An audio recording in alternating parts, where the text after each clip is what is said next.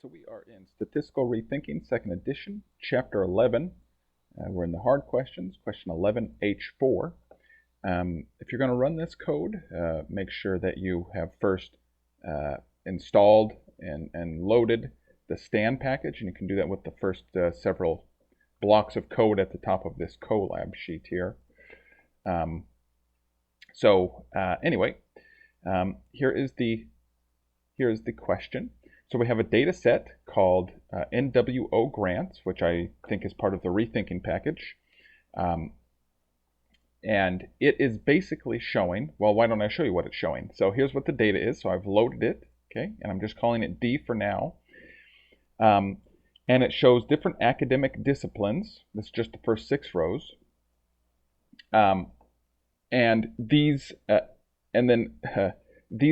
each row represents an application or many applications to receive a grant to do scientific research in the given discipline. Okay, so in this row, for instance, there was 83 total applications in chemical sciences submitted by males, of which 22 were awarded. Okay, and then similarly for females, we have the application number and awards.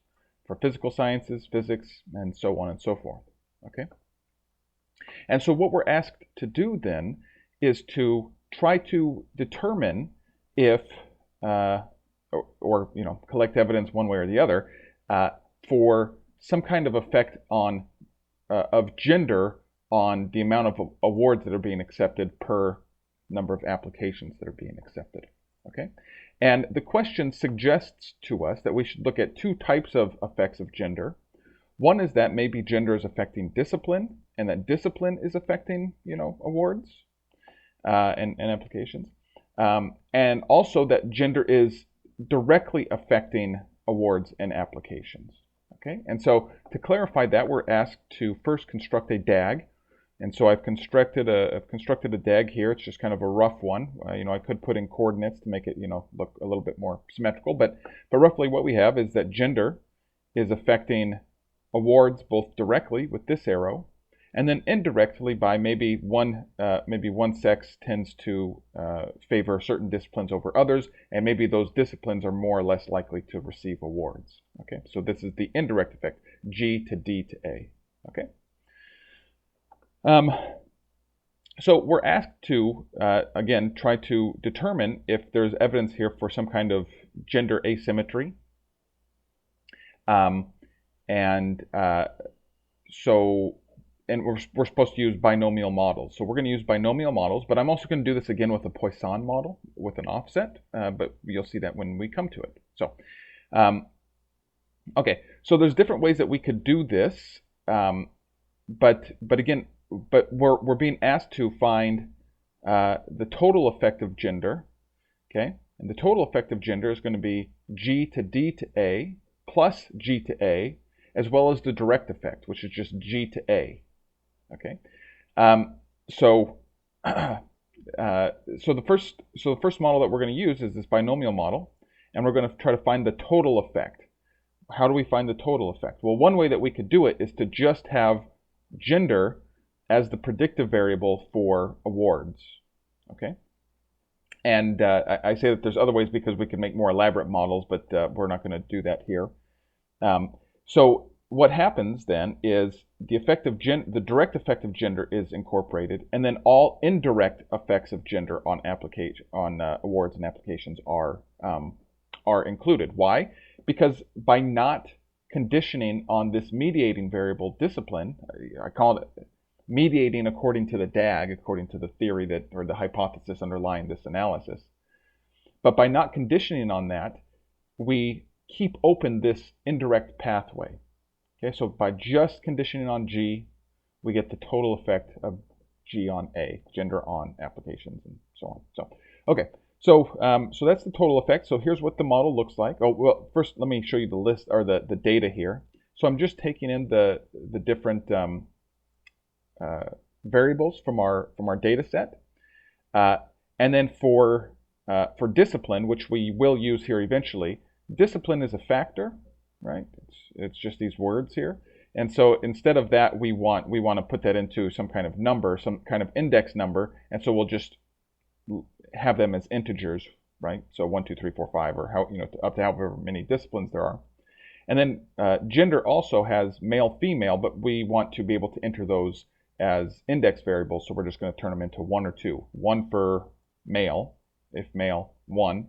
That little L just makes sure it's an integer, that Stan reads it as an integer. And then 2 is female. Okay. So, so the first model, where we're just trying to find the total effect, is, like I said, we're just going to condition on gender. Okay. So we're going to run that. And then we'll try to find the direct effect. And how do we find the direct effect? Well, now we have to condition on discipline. Okay. And so now our model includes includes an intercept for discipline. Okay. We could put an interaction term in here because maybe different genders and different disciplines are, having different outcomes, but who knows? So, but we're not doing that. But there's other possibilities depending on the question that we want to ask. And this question does not really ask us to drill down into the different disciplines, but we could do that. Okay, so I've already ran this model, so we don't have to watch it go. And these are the outputs. Okay, so we see that we had pretty decent sampling. So, so that's all fine and good. And it's these estimates right here that we're interested in, the AG 1 and 2, where 1 is for male, 2 is for female. And so we want to we want to do two things. We want to put these back on a scale that we can interpret. Okay, and then we also want to run a contrast between females and males, or males and females. Okay, so we're going to do both of those things here. So the first thing we need to do is to extract samples from the posterior distributions from the two models. Okay, so that's what I'm doing here. And now we need to set up our contrasts. Okay, so roughly what we need to do is we need to subtract the effect of being male, or we need to subtract the effect of being female from the effect of being male, or vice versa, whichever way.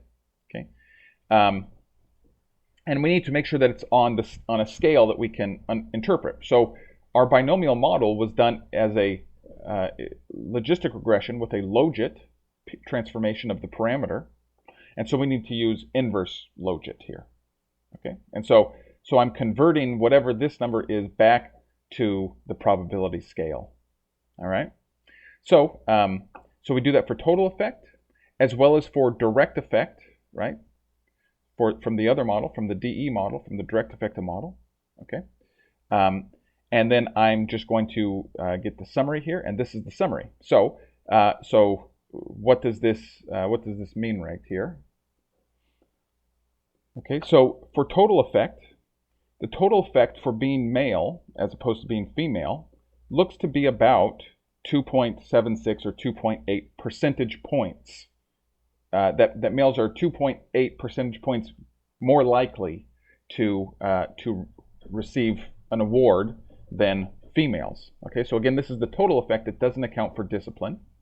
Okay, this terminology sometimes I always think gets a little bit confusing. By saying 2.8% greater, or 2.8 percentage points greater, that means that if females are 10%, then a male would be 12.8% likely to get funding.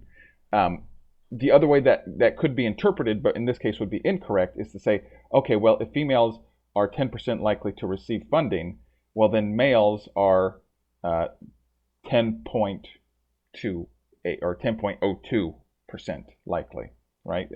Where percentage gets interpreted as a percentage of females. That's not, but we want percentage points, total percentage points here. That's what we've done here. Okay. So that's total effect. Now, when we look at the direct effect, in other words, after we account for discipline, we see that males are still somewhat favored, okay, about 2.4% more likely. But notice that the credibility interval starts to straddle 0. Okay, that doesn't mean that that all of a sudden it's. We don't want to interpret this by slipping into the frequentist framework of saying, therefore, it's not significant or something like that. but it does raise more uncertainty as to the direct effect. Okay, you know, we're turning dials here. We're not flipping switches. We're turning dials in terms of what we believe about the data here. Okay, so there we go. So now, like I said, we can also analyze this. So notice that our data is in all this scrolling. Notice that our data is in these counts here. And so we could also apply a Poisson model to it with an offset. And so I'll show you what that looks like as well. Okay, so we have basically the same models here. But now notice that that we are modeling awards as a Poisson distribution with parameter lambda. We are no longer using the logit of the parameter, but rather we're using the log of the parameter. That's typical for Poisson regressions.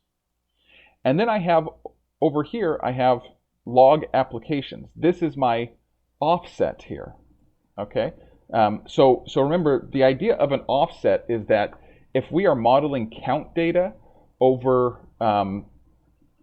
as a rate, and here it's awards per applications, that, you know, we can express that as a fraction, and so we can, if you think about that fraction multiplying over applications to the other side to get rid of it, so that all of a sudden we're just looking at awards. That's what we're doing here with the offset. Okay, so so I'm sorry for giving such a cursory overview of that, but these are things addressed in the chapter. So so hopefully you're familiar with that coming into the video here. Okay. So we do, you know, we have basically the same models, but now with our offsets, we run the models, and scroll, and we get the outcomes. But what we're really interested in here is the contrasts. Okay, so again, I need to extract samples from the posterior, and I need to again build my contrast between male and female while putting it onto the natural scale. Now, what is the natural scale here? Well, the link function for our Poisson was a log, and so to inverse the log, we exponentiate. Okay, so I'm exponentiating the data and the coefficient estimates. Okay, and then subtracting them one from the other. Okay, and so here's my results. Okay, and if you look at these are pretty close to what we found with the binomial regression.